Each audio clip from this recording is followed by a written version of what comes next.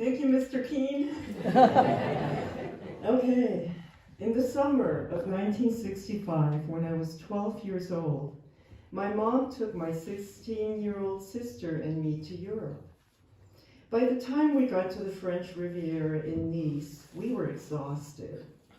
My mom drove us hard, wishing to see as much as possible every day.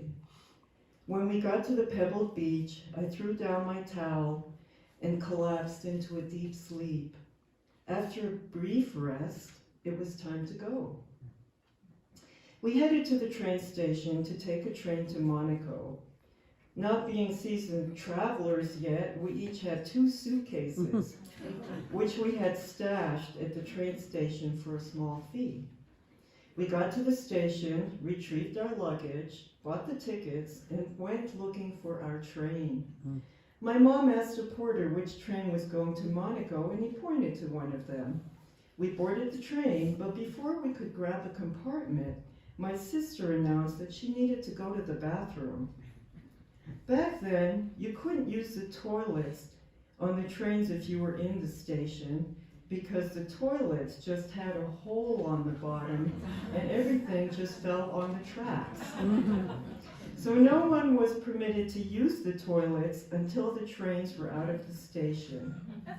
My mom looked at me and said, "The train is scheduled to leave in 20 minutes, so we'll be back before the train leaves. But if by any chance we don't make it back in time, get off the train when you get to Monaco and we will be on the next train to meet up with you." They walked across the platform and disappeared through a door.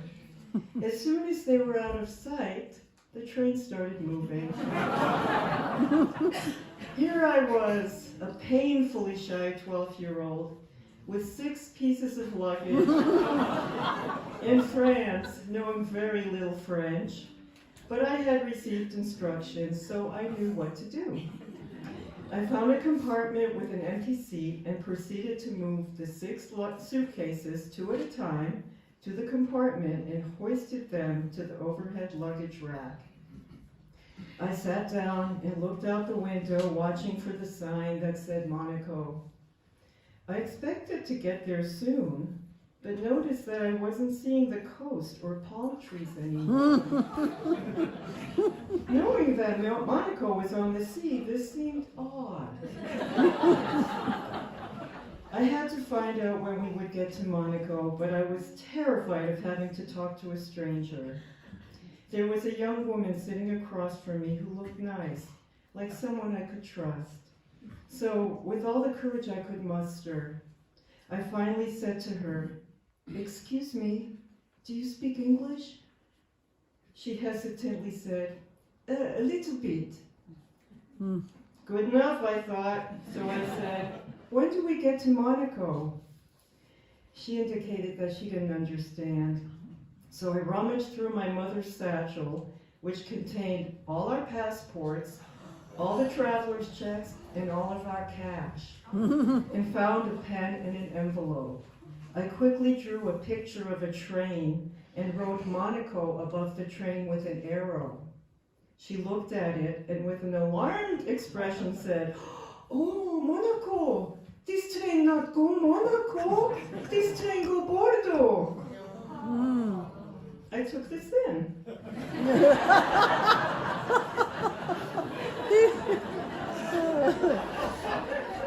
I'm going to Bordeaux. And then these thoughts flashed through my mind. When I get to Bordeaux, I'll get off the train and store all this stuff at the train station. Then I'll go into town, get a room, go back for the luggage, and once I'm settled in, I'll go look for a job.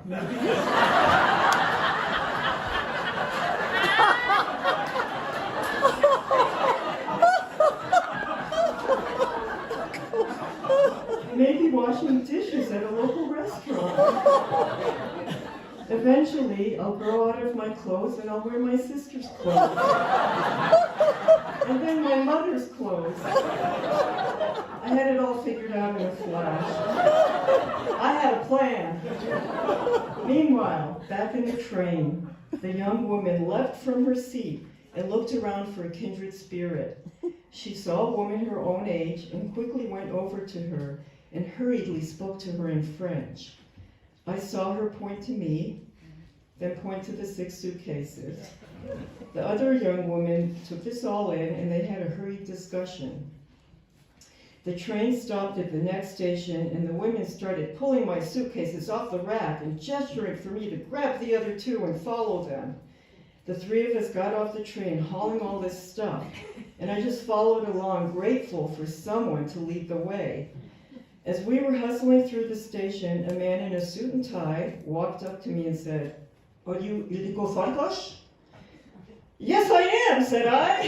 And I knew that my mother had contacted authorities back in Nice and had set a search for me into motion. 2 hours later, I was on a train headed back to Nice. As we pulled into the station, I saw my mom and my sister. I was standing by the open window, waving madly.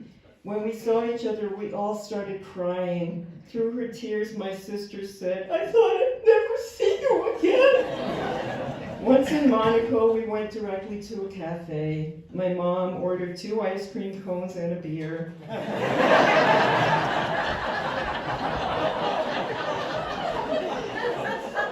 Then she told me that the authorities were going to stop the train at the station where I disembarked with the 2 women and search the train until they found me. I can only imagine what the 2 women thought of the whole ordeal of this child on the wrong train with 6 suitcases. The waiter brought the ice cream cones and the beer. My mom, who I'm sure was a nervous wreck through all of this, took a very long draught of her beer, and as she put her now half-empty mug down, said, "The first sip is always the best." Thank you.